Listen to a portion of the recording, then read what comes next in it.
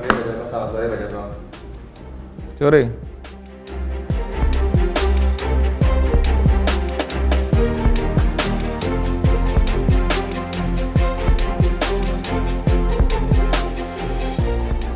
Sebenarnya yang penting itu adalah pemahaman atas karakteristik dari industri itu. Jadi saya itu sering ngomong di berbagai kesempatan, sebenarnya yang namanya komoditas itu ya harganya ya itu naik turun itu.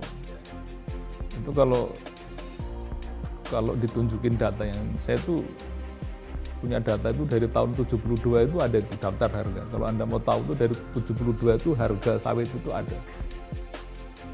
Filenya itu masih ada. Nah, jadi kalau dibuat grafik dari tahun 72 sampai tahun 2022 itu polanya sama. Polanya begini tuh. Fluktuatif terus, naik turun. Jadi ya itu karakteristik komoditas ya begitu. Semua komoditas lah, minyak bumi, crude oil, begitu juga kan.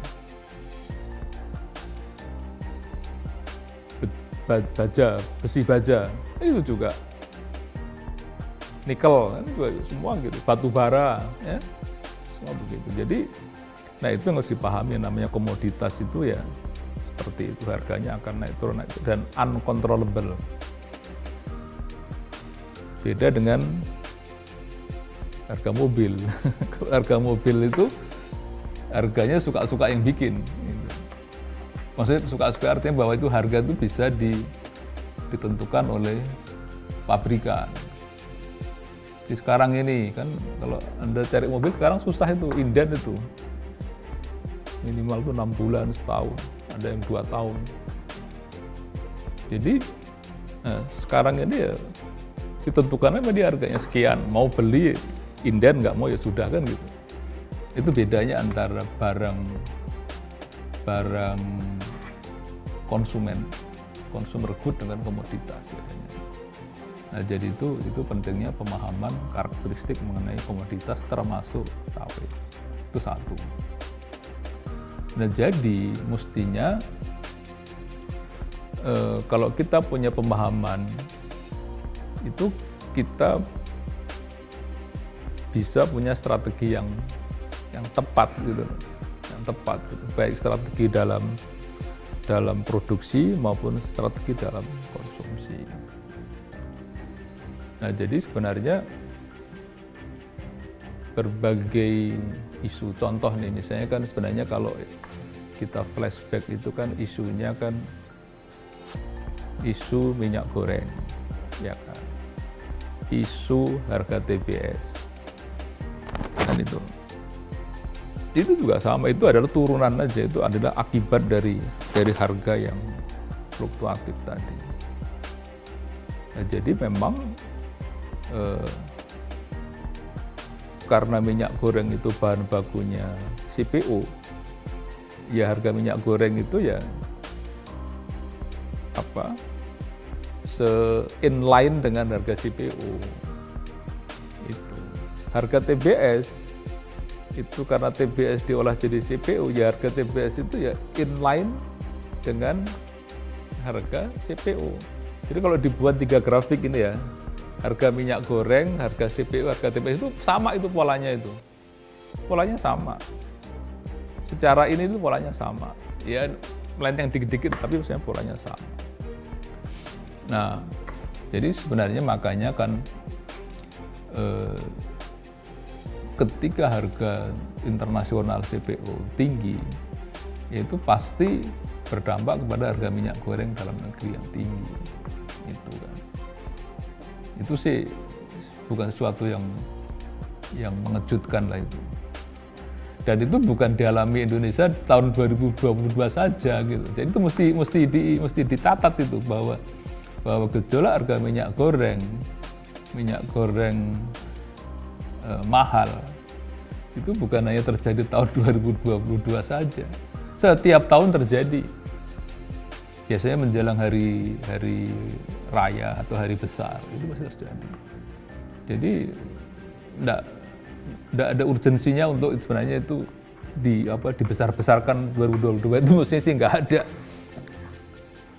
Nah, yang penting sebenarnya kan selama ini pemerintah itu menghadapi situasi pasar yang fluktuatif itu juga sudah biasa, sudah teruji itu. Puluhan tahun sudah teruji.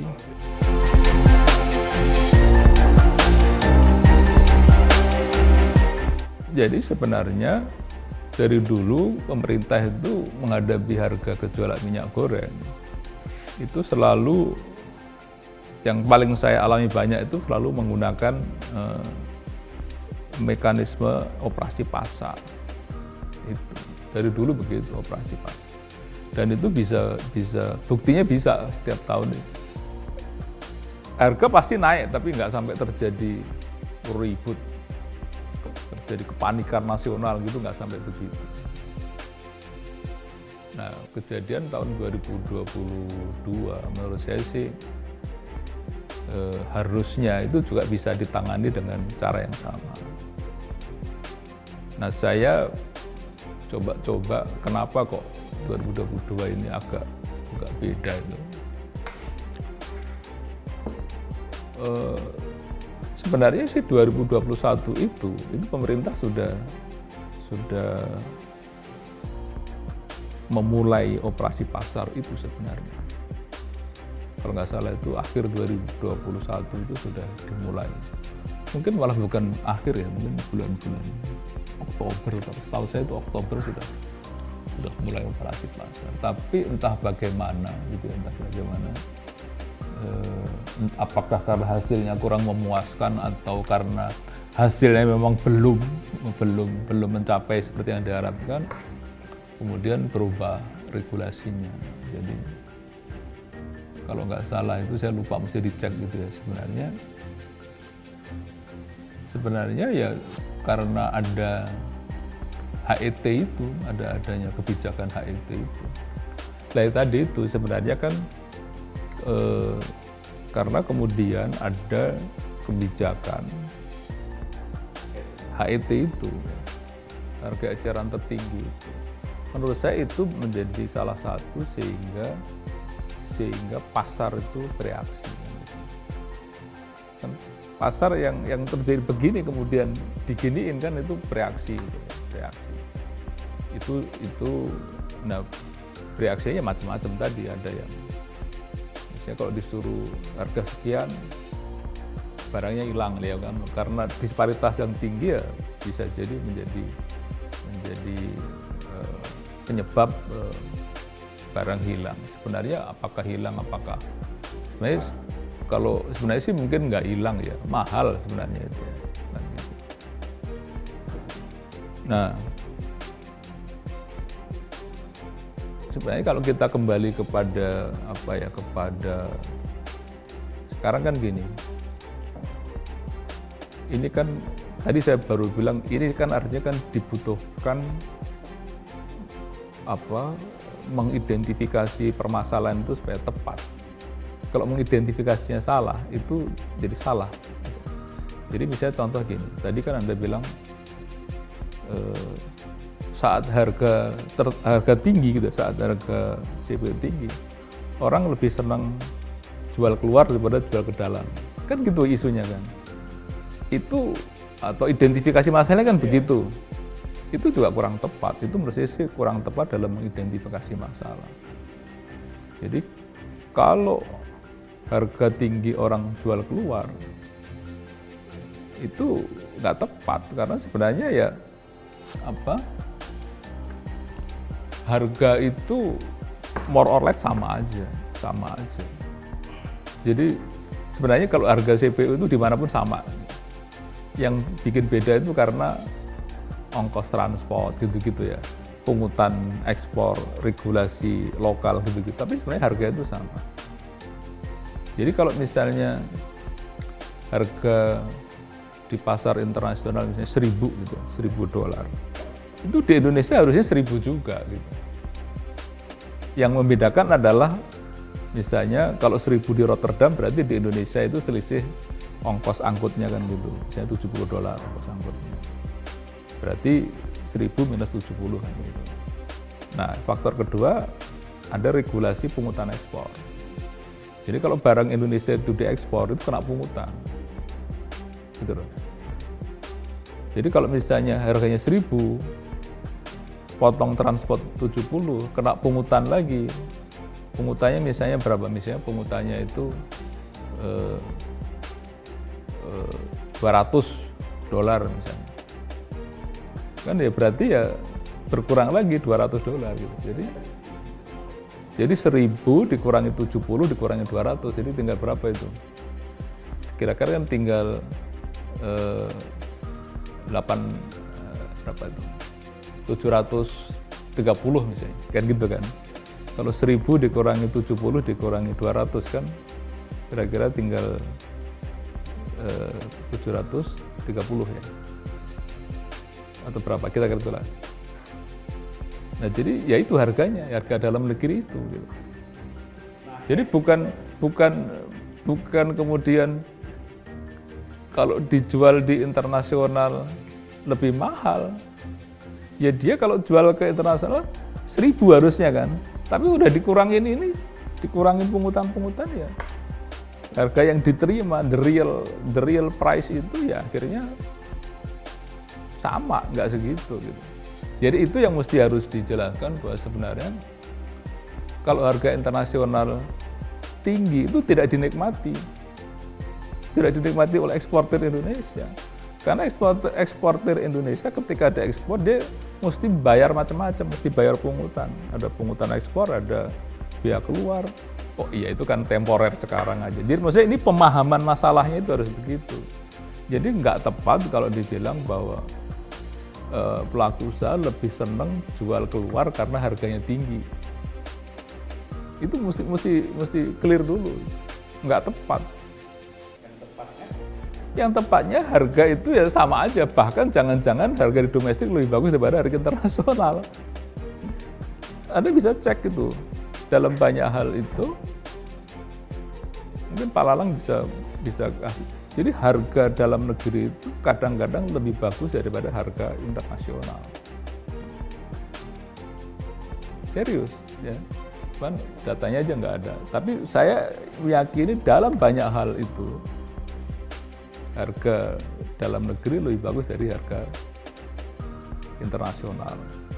Dalam negeri itu artinya orang jual spot market kepada trader. Dan tradernya itu akan menjual kepada pasar internasional, biasanya gitu. Nah, jadi sekali lagi bahwa tidak tepat bahwa harga internasional itu lebih bagus dari harga domestik. Global market itu sangat powerful. Tidak ada yang bisa main-main harga, nggak bisa. Itu namanya kita itu makanya namanya kita bukan price maker, kita itu price receiver. Kita itu terima harga. Jadi, nah kenapa kok orang pelaku usaha Indonesia itu harus mengekspor atau bahkan terpaksa mengekspor? Ini harus tahu masalahnya. Karena produksi Indonesia itu tidak bisa diserap dalam negeri semuanya. Karena apa? Karena kalau kita lihat neraca komoditas atau supply demand Indonesia mengenai sawit itu domestik itu paling hebat itu tahun lalu itu berapa? 18 kalau nggak salah ya, tahun lalu itu kalau nggak salah 18. Ini 18. Berarti sisanya produksi 51. Sisanya kemana? Mau di itu cara berpikirnya harus dipahami gitu. Nah, jadi konsumsi domestik itu terbatas, ya. Sehingga produsen Indonesia mau nggak mau harus ekspor. Jadi ekspor itu harus, karena surplus. Jadi kalau harganya di pasarnya melambung, ya semua jadi ikut melambung. Namanya juga itu korelasinya begitu, gitu loh. Jadi ini semua harus dipahami pertama bahwa sebenarnya tadi Kita itu price receiver, bukan price maker. Berapa harga yang terjadi, itu yang terpaksa kita terima. Itu. Kedua, kita itu ya terpaksa, bukan terpaksa, harus bahkan. Harus atau terpaksa bedanya apa nggak tahu lah. Kita itu harus dan terpaksa harus ekspor. Karena kemampuan pasar domestik kita cuma 30%. Nah itu berkah sebenarnya. Kalau orang memahami berkah, justru kita surplus itu berkah. Karena kita semua sektor kita minus, bukan surplus kan gitu. Harusnya ekspor itu suatu kegembiraan itu kan. Karena sebagian besar yang lain impor kan gitu. Jadi kita bisa ekspor itu, sawit ekspor itu suatu berkah, itu suatu benefit. Karena kemudian kita bisa dapat devisa, bukan menggerus devisa kan gitu. Bayangin kita setahun 35 miliar dolar devisanya. Udah tahu nggak? 35 miliar dolar tahun lalu devisanya. Nah, kalau nggak ada itu Indonesia seperti apa? Jeblok. Indonesia itu kalau nggak ada itu tahun 2021, surplusnya tahun lalu 33 miliar dolar. Itu sawitnya surplus 35 miliar dolar. Jadi kalau nggak ada sawit sebenarnya Indonesia itu minus, gitu loh, neracanya minus. Ya. Karena apa? Karena migasnya minus 13. Jadi kalau nggak ada sawit itu minus 2 miliar dolar. Nah, jadi ekspor itu ya memang harus disyukuri gitu. Tuh, itu yang ketiga tadi, bahwa kemudian minyak goreng itu harganya mau tidak mau inline dengan harga CPO. Begitu juga harga TBS. Nah, persoalannya adalah kalau harga itu diatur, nah itu berarti kan bertentangan dengan mekanisme pasar. Apapun kalau menentang mekanisme pasar, itu yang terjadi distorsi di pasar. Nah, distorsi ya yang kemarin itu distorsi terjadi. Distorsi siapa yang semua dirugikan. Itu. Nah, sama dengan juga TBS, sama juga gitu. Jadi TBS itu juga sama kalau harganya naik. Kalau kemarin itu kan sebenarnya mencapai puncak itu kalau nggak salah 2022 ini 1.500 kalau nggak salah. Pernah kita mencapai 1.800. Iya kan? 1.800 Pak Lalang, bulan Maret itu. Maret 2022 itu sempat 1.800. Makanya petani harga TBS-nya 3.000 berapa? Ada yang bilang 3.600.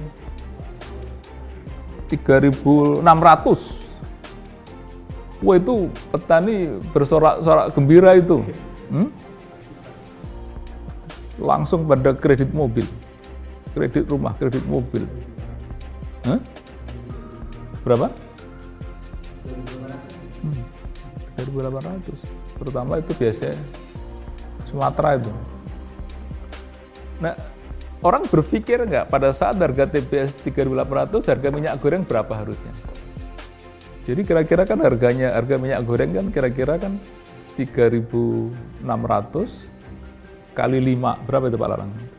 3.500 kali 5 tambah kira-kira ongkos olahnya 2.000 atau 2.500. Itulah harga normal minyak goreng. Itulah harusnya, makanya waktu itu kan sebenarnya harganya segitu kan, 18 sampai 20.000 kan kira-kira. Tapi kok orang ribut kok mahal minyak goreng gitu. Jadi yang ada itu minyak goreng mahal, bukan minyak goreng langka gitu. Bukan, justru saat harganya tinggi, yang harga minyak goreng 18.000, 20.000, orang protes. mahal. Sebenarnya harga minyak goreng mahal, tapi isunya dipelintir harga minyak goreng langka kan gitu. Jadi isunya diputar. Nah makanya pada saat harga minyak goreng mahal itu kemudian dibuatlah kebijakan HET itu. Nah jadi orang itu akhirnya tidak adil. Masyarakat itu tidak adil. Di satu sisi bersorak gembira harga TBS 3.600, 3.800. Di sisi yang lain orang teriak harga minyak goreng mahal. Ini nggak adil gitu. Ngerti nggak maksudnya? Loh, padahal itu dua hal yang sama itu. Di satu sisi harga TBS, di sisi lain adalah harga minyak goreng. Ini hal yang sama. Nah kalau harga TBS mahal, orang bersorak gembira kan, kok di sini teriak-teriak komplain gitu kan. Nah itu makanya tidak fair gitu kan. Nah jadi sebenarnya, nah memang harus tadi bahwa identifikasi masalahnya harus pas. Jadi, nah itu Anda tahu sendirilah kemarin kan akhirnya berganti-ganti, HIT-nya pun berganti berapa kali itu. Pertama kali kalau nggak salah itu pertama ya, saya lupa. Anda kan harusnya lebih. Pertama itu HIT untuk satu kelompok kalau nggak salah ya. Curah kalau nggak salah ya. Ya. Terus kemudian HIT 3 kelompok. HIT 3 kelompok. Pernah HIT 3 kelompok kan? Pernah kan? Terus pernah HIT 1 kelompok lagi. Pernah kan? Kalau nggak salah pernah. Jadi kalau nggak salah itu ya pernah HIT untuk premium, HIT untuk kemasan sederhana, HIT untuk curah. Pernah gitu. Terus pernah HIT untuk semuanya. Pernah itu. Enggak, justru yang pertama itu setahu saya curah, setahu saya. Cuma dia dicek lah, kan harusnya punya data, punya jejak digital aja. Kalau nggak salah, ini malah nanti buat cek. Pertama itu curah yang di HIT-kan. Udah kan. Karena nggak kunjung ini, maka semua di HIT-kan. Nah, ada 3 HIT itu kalau nggak salah. Terus habis itu 1 HIT lagi. Bahkan pukul rata. Kalau nggak salah gitu deh, coba. Saya itu, nah sebenarnya justru saat 1 HIT untuk 3 kelompok itulah puncak dari kegaduhan itu. Itulah yang kemudian minyak hilang itu dari situ itu.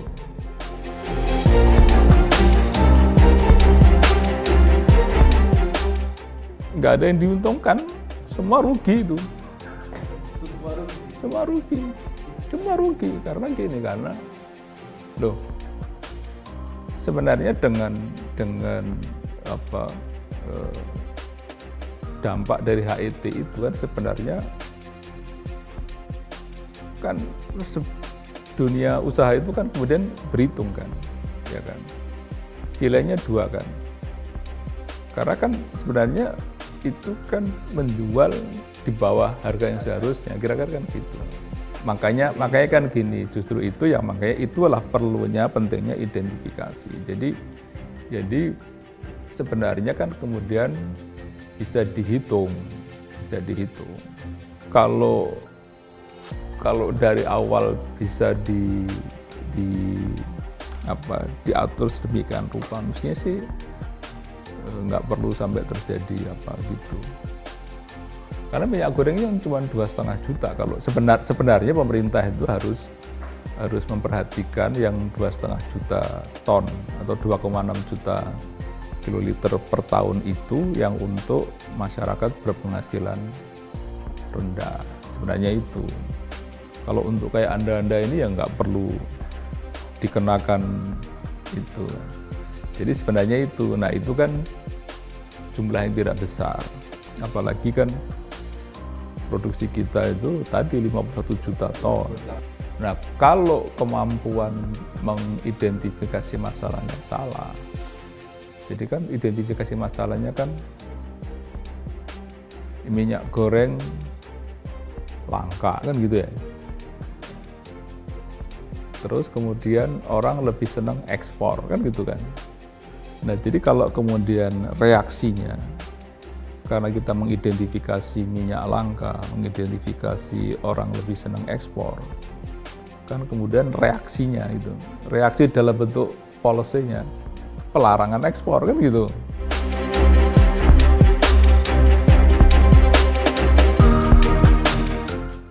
sebenarnya ini semua ini kan berproses ya. Prosesnya kalau puncaknya itu adalah pelarangan kan gitu ya, pelarangan. Jadi kalau dilihat pasca pelarangan itu sih sudah ada perbaikan lah, ada perbaikan sampai sekarang. Pelarangan itu kan bulan April ya, akhir April sebulan sampai kalau nggak salah akhir Mei, hampir akhir Mei. Itu periode puncak puncak kepanikan atau puncak ini, pelarangan itu selama sebulan, akhir April sampai akhir Mei. Nah, akhir Mei dicabut pelarangan kan, sehingga Juni mulai kan gitu ya. Tapi kan nggak bisa serta-merta ekspor berjalan seperti sedia kala kan enggak. Jadi perlu waktu proses, karena kan kapal yang tadinya sudah dikontrak kemudian default kontrak ya lari kapalnya kan gitu. Pembeli yang sudah kontrak kemudian default ininya ya pembelinya lari kan gitu. Jadi diperlukan satu periode yang transisi yang untuk memulihkan itu kan, memperbaiki kontrak-kontrak dengan kapal yang selama ini sudah ini kemudian tidak ada, dan itu jadi perlu proses. Jadi Juni itu kalau saya lihat angkanya Juni itu hampir belum inilah, kecil sekali lah. Nah kalau kita lihat kan Juni, Juli, Agustus ya Pak Mukti, September ini mestinya, Agustus sudah normal, Agustus itu normal. September ini mestinya normal juga. Nah jadi sebenarnya memang sekarang kondisinya sudah mendekati normal pasca pelarangan itu. Ya, pasca pelarangan itu mendekati normal. Nah, apa yang membuat menjadi normal kan gitu? Ini juga harus dijelaskan juga. Jadi yang membuat menjadi normal itu ya karena ekspor dibuka kembali kan gitu. Jadi ekspor tidak ditutup kan, ekspor dibuka kembali kan itu. Sehingga stok perlahan mulai turun. Kedua sebenarnya adalah DMO-nya itu dikecilin. Itu kalau kita lihat ini faktor. Jadi yang kita bahas ini sekarang faktor normalisasi ini kan ini mendekati normal. Ya. Sudah mendekati normal lah. Jadi kalau sebulan ekspor HS Code 15 sudah 3 juta itu sudah saya bilang normal, mendekati normal. Nah, apa faktor yang buat normal? Pertama adalah ekspor buka kan gitu ya. Buka. Kedua, rasio DMO-nya dikecilin. Dulu kan 1,5, 1,3 bahkan pertama itu. Ya kan? Terus 1,5. Terus 1,7. Sekarang ini kan 1,9. Jadi kecil. Jadi yang tadinya itu pernah 30%, 20%, sekarang ini ya kira-kira kalau 1/9 itu berapa? 11% ya? Ya, 11%. Jadi kecil. Jadi itu juga kemudian berdampak kepada ekspor makin normal. Karena apa? Karena DMO itu kan menjadi beban bagi eksportir. Karena itu adalah cost yang harus ditanggung oleh eksportir. Dan DMO itu kan karena menjadi syarat untuk ekspor. Jadi kan kalau syaratnya dulu 20%, itu kan berat itu. Anda boleh ekspor tapi harus penuhin DMO 20%. Itu berat itu, berat. Beratnya apa? Karena sebenarnya kebutuhan dalam negeri ternyata nggak 20% kan gitu. Ya. Jadi nunggu untuk 20% itu ternyata delaying, menyebabkan delaying, sehingga izin ekspornya juga delaying kan gitu. Nah setelah dikecilin sekarang menjadi 11%, ini ekspornya benar-benar normal. Artinya sebenarnya kebutuhan dalam negeri itu kan mesti harus direvisi, dievaluasi. Sebenarnya persisnya berapa sih gitu kan? Persisnya berapa gitu? 11% itu sudah memang menjadi kebutuhan real untuk minyak goreng curah rakyat, kan itu judulnya sekarang kan, minyak goreng curah rakyat. Jadi minyak goreng curah itu perlu dievaluasi, direvisi sehingga sebenarnya kebutuhan realnya berapa. Kalau ternyata kebutuhan realnya 10%, ya berarti ya DMO yang masuk akal itu ya 10% itu. Nah, karena dengan memenuhi 10% kan relatif lebih mudah, bebannya tidak besar. Ini kan menjadi ekspornya menjadi lebih menarik, lebih mudah lah. Jadi izin ekspornya juga terbitnya lebih cepat kan gitu. Itu yang kedua adalah faktor rasio DMO yang dikecilin, sehingga beban eksportir tidak besar dan untuk mendapatkan PE lebih ringan kan. Nah, faktor ketiga adalah yang tadi Anda bilang tadi, zero levy tadi, itu kan mulai Agustus sampai Oktober ini zero levy. Nah, zero levy itu paling tidak menjadi insentif buat eksportir kan gitu. Maksudnya insentif itu gini, artinya bahwa selama ini kita dibebani pungutan ekspor, ya kan, sehingga kita itu kemudian di pasar global karena sudah dibebani pungutan ekspor, kita kan harganya jadi real price yang dimiliki pelaku usaha untuk dapat opportunity margin itu kan jadi makin kecil gitu. Nah, saya itu selalu bandingin dengan Malaysia. Jadi sebenarnya kemarin tuh yang paling diuntungkan Malaysia. Kalau Anda tanya yang paling diuntungkan Malaysia. Kenapa? Karena Malaysia Malaysia itu beban pungutan ekspornya jauh lebih rendah dibanding Indonesia. Jadi dia berani borong CPO-nya Indonesia, kemudian dia ekspor karena beban pungutan dia lebih rendah, dia lebih kompetitif. Itu kalau yang saya analisa gitu. Jadi karena kita itu pernah 2020 berapa itu, yang $1.500 itu, kalau nggak salah sih sebelum pelarangan ekspor kalau nggak salah, itu kita pernah itu $1.500 ya Pak Lalang ya, itu levy-nya itu 200, terus BK-nya itu adalah 375. Lo bayangin. Jadi kita tuh pernah pada suatu harga yang 1.500 itu, BK-nya 200, levy-nya 300, BK-nya 375. Sehingga beban pungutan ekspornya aja 575 gitu. Jadi harga internasional $1.500, tapi eksportir Indonesia itu hanya bisa menikmati 1.500 dikurangi 575. Dikurangi freight lagi $70. Nah, itu yang sebenarnya itu kita kalah kompetitif dengan Malaysia. Karena Malaysia itu nggak sampai berapa Pak Lalang? Nggak sampai 200 itu. Kalau Semenanjung itu nggak sampai $200 ininya, tax-nya itu.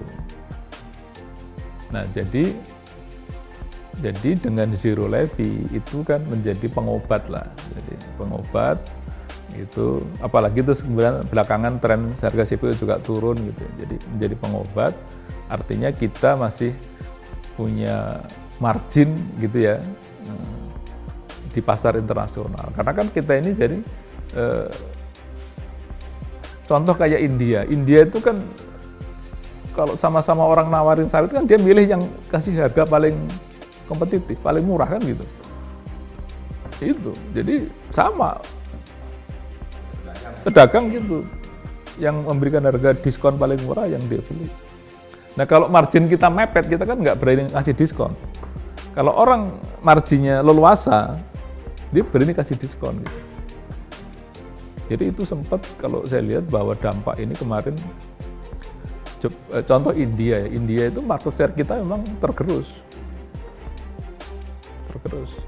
Biasanya market share kita di India itu 80%. Kemarin tuh sempat tinggal 60 atau 40 saya lupa ya, berapa Pak Lalang? Turun mungkin karena faktor itu, karena faktor tidak kompetitif dan pelarangan ekspor itu.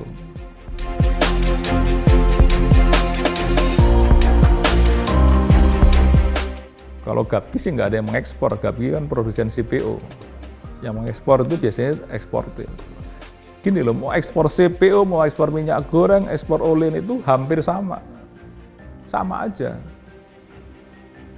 Kecuali sekarang ya, ini dalam keadaan normal. Sekarang ini kan dalam keadaan sekarang zero levy, ya, zero levy itu memang harusnya ya ekspor CPO itu lebih menarik, lebih kompetitif harusnya. Tapi dalam keadaan normal enggak. Kenapa? Karena beban pungutannya beda-beda. Beban pungutan CPO itu lebih tinggi daripada beban pungutan olein atau minyak goreng. Gitu. Jadi kalau misalnya mengekspor CPO itu kena pungutan lebih gede daripada mengekspor minyak goreng. Gitu. Tapi kan gini, mengekspor minyak goreng itu kan olein misalnya, itu kan ada margin ada ongkos olah juga yang sudah. Jadi orang itu kan akhirnya berhitung kan. Kalau misalnya selisihnya kalau nggak salah berapa, $20 ya, $20 selisih PE atau selisih antara CPO dengan ini. Iya, misalnya gini, misalnya kan saat PE-nya CPO itu 50 lah yang 100 misalnya, itu beban PE-nya olein itu lebih rendah, tidak 100, mungkin berapa, 70 atau berapa. Nah, jadi kan gitu, saya mengekspor CPO atau olein itu mempertimbangkan itu. Kalau saya ekspor CPO kena 70, kalau saya ekspor olein cuman kena 70 kalau tadi kena 100, kena 70. Nah itu tuh hitung-hitungan bisnis saja. Itu hitungan bisnis. Jadi bukan berarti, oh ini lebih menguntungkan. Enggak, sama aja. Apalagi misalnya bagi refinery. Refinery itu kan mengolah jadi olein. Ya mau nggak mau harus diolah jadi olein. Kalau refinery itu cuma ekspor CPO, pabriknya buat apa? Jadi itu mesti dipahami, jadi nggak bisa, kok ekspornya kok maunya CPO. Siapa yang bilang maunya ekspor CPO? Pemerintah pun seharusnya itu juga sudah menjawab sendiri. Sejak dulu, sejak rezim BK tahun berapa ya Pak Lalang ya? Itu tuh sudah membedakan antara BK CPO dengan BK olein. Dibedakan. Waktu itu tujuannya adalah untuk mendorong nilai tambah dalam negeri supaya CPO-nya tidak diekspor mentah tapi diolah dulu. Makanya dikasih insentif, yang ekspor olein pajaknya diturunin. Itu regulasi pemerintah. Jadi memang pemerintah punya tujuan, memang pemerintah maunya ekspor CPO-nya dikurangi, kecil. Diberi insentif bagi ekspor olahan supaya di Indonesia pada bangun refinery kan gitu. Refinery artinya nilai tambah, ada situ ada tenaga kerja segala macam. Tapi orang tetap boleh ekspor, ya boleh, karena kan preferensi pasar beda-beda. Ada yang pasarnya senang CPO kan gitu.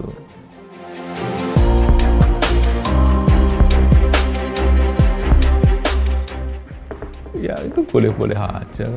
Artinya kan itu kan gini, sebenarnya kan menciptakan pasar domestik itu bagus lah. Yang lebih bagus lagi adalah kalau pasar domestik itu merupakan substitusi impor. Itu yang paling bagus. Jadi biodiesel itu masuk kategori itu. Itu daripada kita impor solar terus-menerus, ya kan? Nah, jadi kuncinya harusnya substitusi impor. Jadi biodiesel itu. Jadi instead of kita impor solar terus-menerus, paling nggak sekarang kan berkurang 30% itu. Nah, jadi spiritnya bagus lah, tujuannya bagus. Jadi memang ya itu menurut saya kebijakan yang tepat gitu. Termasuk misalnya turunan-turunan lain harusnya itu juga orientasinya substitusi impor. Jadi kalau ada bensin sawit itu bagus juga, karena itu juga bisa menggantikan nanti sekian persen dari impor bensin gitu. Masih banyak yang lain yang sebenarnya memang Indonesia itu targetnya itu substitusi impor harusnya tidak hanya sawit, semua harusnya kan industri atau pengembangan sektor usaha itu harusnya yang bisa menggantikan substitusi impor harusnya. Nah, yang sekarang sudah bisa kan sawit. Sebenarnya sih mungkin kayak nikel segala macam itu kan daripada kita impor bahan setengah jadi, ya sekarang hilirisasi dulu kan gitu misalnya gitu. Ya sebenarnya kan kayaknya bener lah, itu nikel itu misalnya bener gitu ya.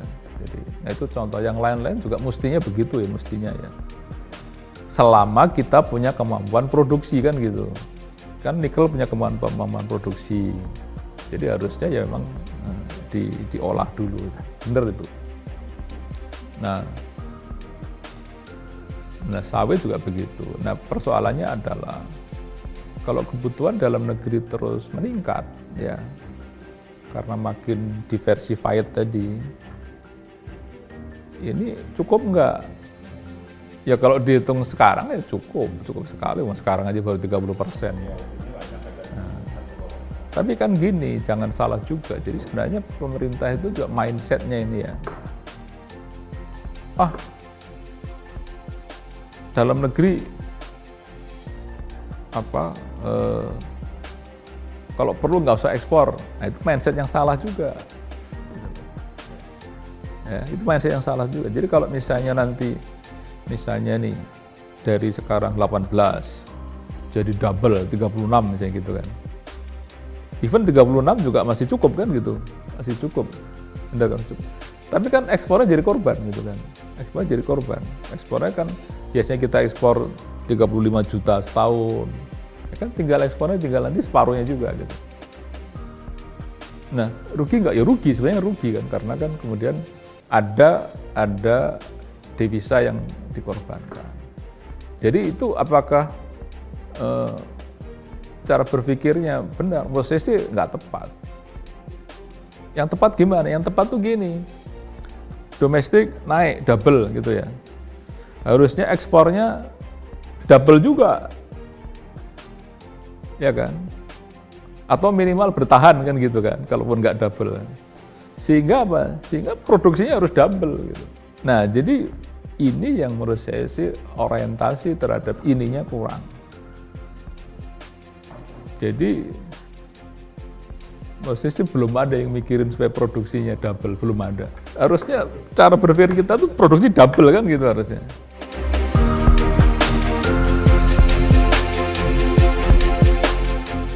Iya, nah makanya itu perlu ada yang mikirin supaya produksi sawit Indonesia itu double. Bukan hanya dihitung. Kalau sekarang kan semua bikin roadmap kan matematis semua kan. Tapi kan the real problemnya kan mesti harus diberesin, real problemnya. Kebanyakan orang sekarang bikin roadmap 2045 katanya, berapa itu? 2045 itu pas 100 tahun ya. 2045, berapa tahun lagi itu? 20 tahun lagi lah kira-kira, 23 tahun lagi. Bukan ngitung 23 tahun itu, setahun misalnya berapa? 5%, ya kan? Berarti 20 tahun 100% kan gitu kan? Sehingga double kan gitu, tidak begitu caranya. Nah itu yang diperlukan tadi, diperlukan analisis dan pemahaman, nggak gitu. Nah itu juga perlu perlu melihat dunia ini lebih luas gitu loh. Jadi semua minyak nabati itu meningkatkan produksi. Dan kalau dilihat hektarage-nya itu ada kecenderungan naik.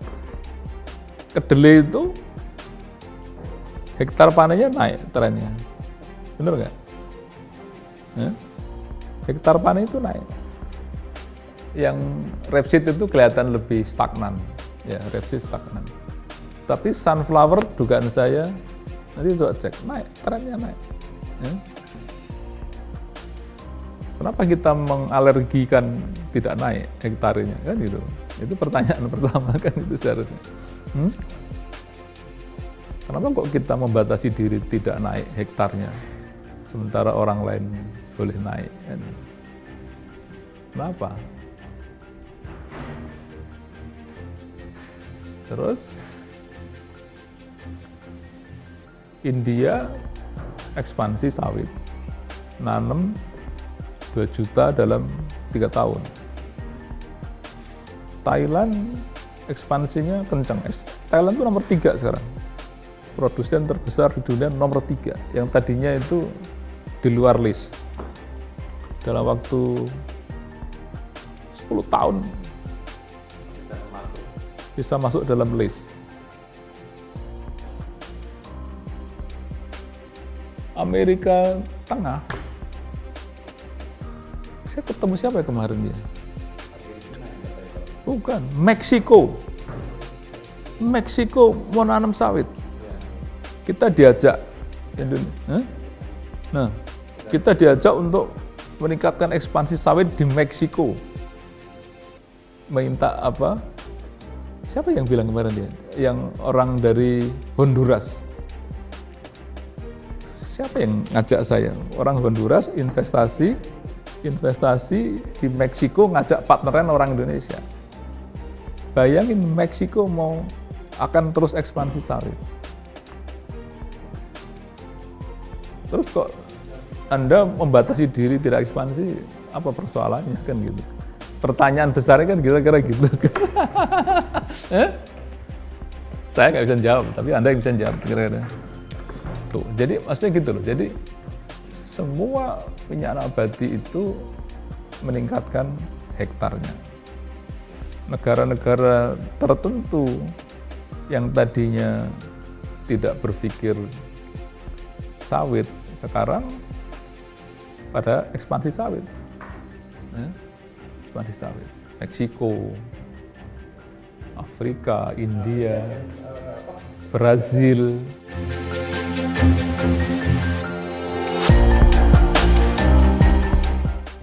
Loh, kalau dibuka, semua masuk investasi di Indonesia ini.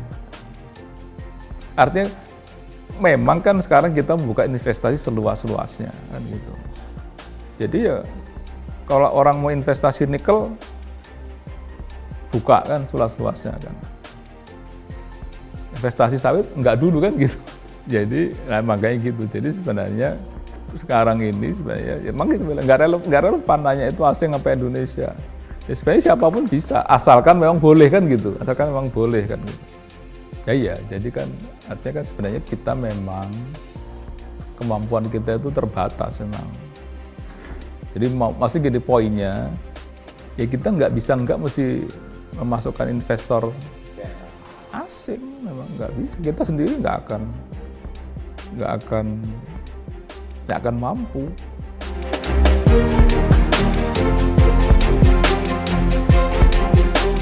Sebenarnya minyak kita itu udah lama itu, bukannya sekarang aja. Itu tuh sebenarnya minyak kita itu yang bikin merek itu tuh Republik, pemerintah itu. Yang bikin merek minyak kita itu pemerintah, bukan pelaku usaha. Dan itu tuh mereknya yang mendaftarkan ke ini itu pemerintah itu kalau nggak salah, ke paten. 2005 ya, lama banget udah. Sebenarnya kan niatnya itu bagus ya, niatnya itu bagus. Minyak goreng kemasan sederhana kan bagus. Dan yang lebih penting lagi itu adalah higienis. Minyak curah itu kesannya kan kotor. Gitu ya. Jadi karena waktu itu semua produsen minyak goreng harus memproduksi minyak kita. Harus jual minyak kemasan sederhana dengan merek minyak kita. Padahal sebenarnya waktu itu belum dijual secara besar-besaran komersial. Itu waktu itu banyak untuk operasi pasar. Banyaknya itu untuk operasi pasar waktu itu, minyak kita itu. Serius.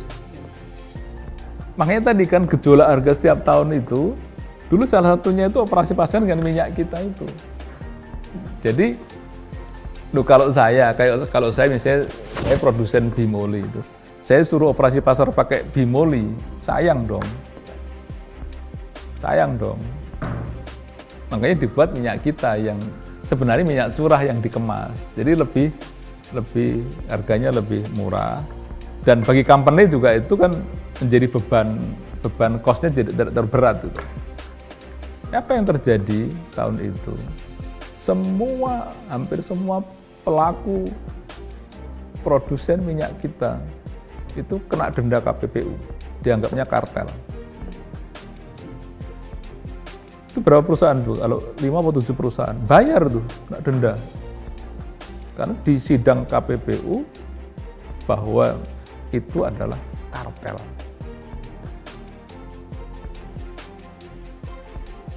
Habis itu kapok, nggak ada yang produksi minyak kita. Kapok semua. Kapok, nggak ada yang bikin minyak kita. Loh, ini tinggal dicek ya tahun berapa nanti itu. Nggak ada lagi bikin minyak kita. Nah, baru sekarang lagi. Loh, saya itu menilainya begini. Pertama kan, minyak kita sebagai minyak curah yang dikemas sederhana, itu betul.